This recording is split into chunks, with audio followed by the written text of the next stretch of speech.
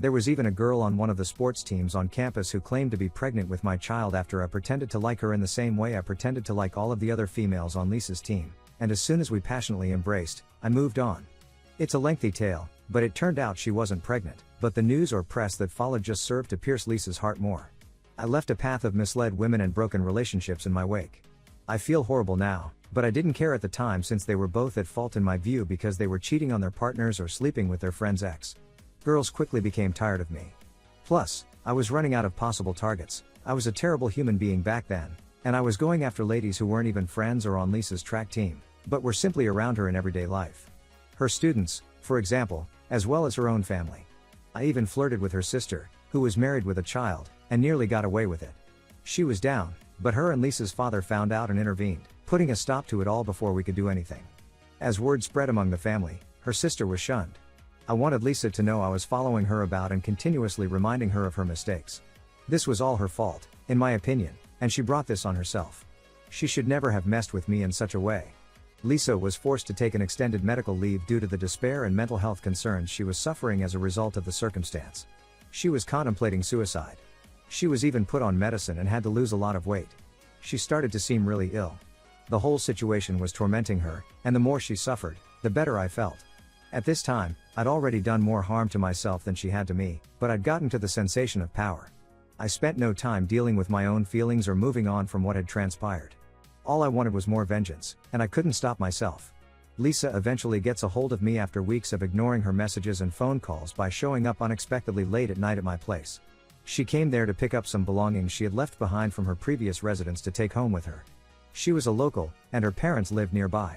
She was still on medical leave and no longer lived on campus, but with her parents, I told her I would transport her belongings to her parents' home that weekend, but I couldn't allow her in since I had company. Which I did, but it wasn't one of her teammates or pals. I then proceeded to collect all of the stuff I had gathered from all of the females over the course of many weeks. There were maybe 8 or 9 items from various females, including her teammates, and they put their goods in with Lisa's into large black garbage bags. I delivered the bags to her residence and then contacted Lisa's father. I informed him that I had placed her belongings on his doorstep and that I had informed his wicked daughter.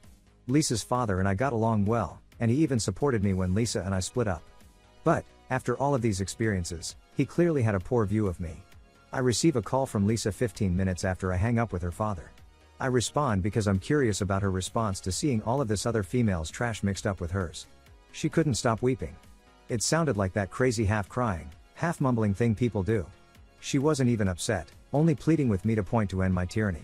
I just grinned and basked in the ecstasy of hearing her anguish. I said, why were there other men involved in our relationship? You incorporated them into our relationship in the same way that I included other ladies into your stuff. It's the ideal sarcastic metaphor. At the time, I thought it sounded great and was really pleased of myself. Facepalm, Lisa was sure I was the one cheating on her since I was usually out of town, according to one of Lisa's friends, who knew she was cheating on me throughout our relationship. This doesn't make sense since I was out of town for basketball, which is a perfectly legitimate explanation. Not haphazardly on my own will. My timetable was actually available on the school's website. I remained in touch with her while I was away, but I couldn't be on my phone during practice or team meetings. But I assume she didn't have the logic in her head to figure this out. I'm guessing it's simply an explanation she concocted to cover up her concerns about the entire thing or to keep her face in front of others who knew she was cheating. Months pass, Lisa returns to school after being on medical leave, and we run into each other in the physical therapy center in our athletic facilities building. This presents me with another chance. I hadn't done anything to injure her in a long time, but I was still thirsty for revenge. I then act as though I wish to renew our relationship. She is wary at first, but after about a week, she bites. We begin to repair our friendship. We've been dating for about a month, but I wouldn't call it a relationship. I restrict her from having any male friends, and she is not permitted to go out and party with her girlfriends. I also need constant access to all of her accounts and her whereabouts. It resembled a hostage scenario. It provided me with a feeling of control. Meanwhile, I'm not being too loyal. This was always my intention. Finally, she discovers my affair with a girl in one of her courses, and we have a violent breakup. I told her that she actually remembers what it was like to be me when we were dating. I felt victorious again. It was simply another opportunity to injure her, and I took it. Following this, we don't communicate for years. I finish university and relocate to Central America. She contacts me when I'm there, roughly a year after I relocated and about 2 years after our last conversation. My life has devolved into that of a true degenerate at this point. I was consuming enormous quantities of narcotics on a regular basis, and I spent around 75% of my time participating in illegal or criminal activities. But I still blame her for my being the evil soul that I was and for refusing to accept responsibility for my bitter, immoral personality. I hadn't had another relationship since she and had always had problems since I couldn't trust a woman in any form. Even though it had been years, I regarded her texting me as yet another chance to damage her. We start talking as friends and even flirt with one another on Facebook Messenger.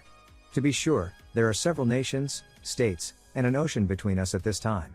I had planned a visit to my former institution to see some pals. But what I told her was different. I told her I was returning to the city for a new job I had recently been given. We agree to meet up when I return to see whether there is anything worth salvaging between us. I put on my finest acting hat and seem to have put our history behind us. But I'm still as furious as I was years ago.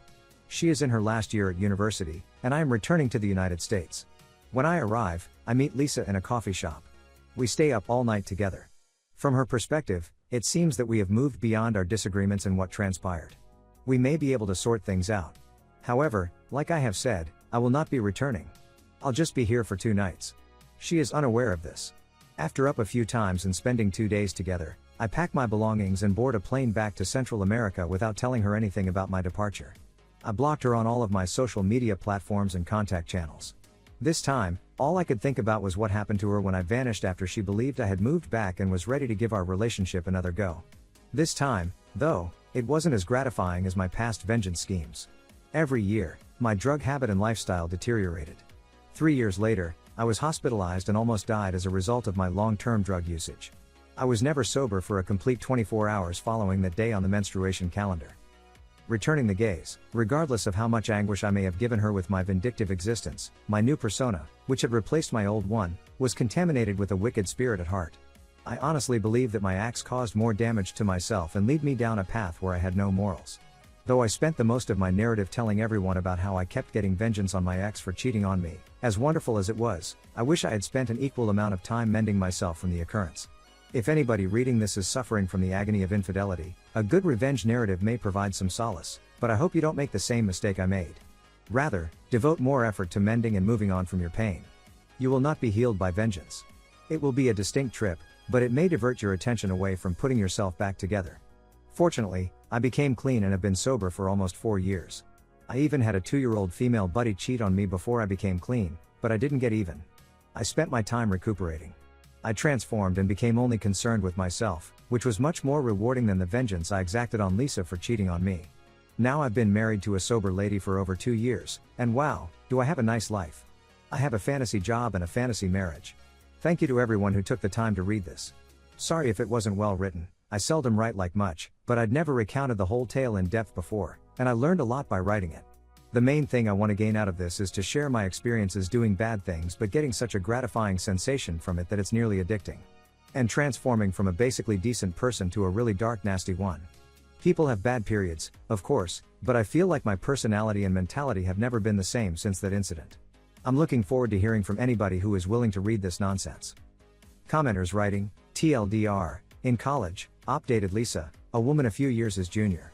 Lisa maintained a period tracker and kept note of time she had unprotected. When filming there for girlfriend who had fallen asleep, Op discovered she had unprotected with at least 4 males since they started dating.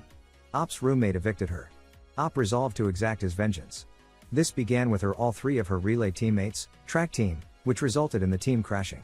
They both had boyfriends, so Op used this as fuel to claim that it is the women who are the issue, not him. At this point, Op begins to go down the rabbit hole of drugs and drink. This went on for a long time, and Op began collecting items from ladies that might be identified by Lisa for his scheme. He would target, his words, ladies close to Lisa on purpose so that the drama would be bigger and he would have more ammo to damage her. Lisa took a mental health vacation from despair and went to Op's home to beg for her belongings back. He carried it to her parents and filled it with everything he had been accumulating. He relished the fact that she had contacted him weeping. Months later, they meet into one other at PT, and he persuades her to give it another chance, despite the fact that she knows it's all a game. Holds her hostage with no boyfriends, no parties, no going out, all while cheating. They finally part ways. Years later, Op is approached by Lisa, who informs him that he will be returning to their nation for a job. In real life, he's coming on a 2-day visit, and essentially catfishes her into dating him again. They meet up and stay out the whole time. He then packs his belongings and goes, never to harm her again. After this, Op gets into trouble with drugs and alcohol, finds himself in the hospital, and has another girlfriend cheat on him. He did not exact retaliation on her. Op is now married, has a nice career, and has, supposedly, been clean for some time. He is also aware of how hazardous everything is. That, I believe, sums it up. Edit 1. Hello everyone, it's been a little over 100 days since I wrote this, and I'm still amazed at how many people read it. I appreciate all of the comments, even if they were a bit of a mixed bag. It's expanded to Facebook and YouTube, among other places, and it's fascinating to see how different the feeling is on each of those networks. Have you apologized or spoken to Lisa after the events in this story? Is one of the most frequent requests I've received. No, it does not. No, not yet. However, I intend to do so. She's on a lengthy list of changes I've been working on for years. It seems that I will return to her city sometime next year. And I'll contact her then. I know many of you are asking me not to, but I have discussed this with my sponsor, therapist, and mentors, and the conclusion is to apologize for my behavior, which I believe is necessary. Also, a lot of comments in which people totally misunderstand the purpose of the story's narrative and feel the need to act as my therapist or something, telling me how I should have done this or that over a decade ago, which was not the point. It's apparent how I responded, but that's not what this was about. This was about objective reflection. And, as I indicated in my post, I've gone back into dating after a long break from Lisa. And although most of my girlfriends and relationships following Lisa were nice, I was cheated on again in a manner with one of them, and was far more distressing than the narrative I wrote with Lisa, but I had learned from Lisa's experience and chose not to seek vengeance and instead just walked away. That is when I ultimately became clean, which led to the life I currently enjoy. And I'm thinking of producing a post to illustrate the tale since I ended up doing the healthier thing even though I was wounded more than with Lisa. The sheer number of men who reached out to me on here sharing their own stories of infidelity and drug abuse, either asking for advice or just to share their own emotions and stories, completely surprised me and honestly filled my heart with empathy, and I felt connected to people dealing with the same things I did back then, and it was so fulfilling to have the opportunity to help these men deal with their trauma in healthier ways than I originally did. But, regardless of how different your comments are, I appreciate them all. However, I believe that all of the following arguments have some validity.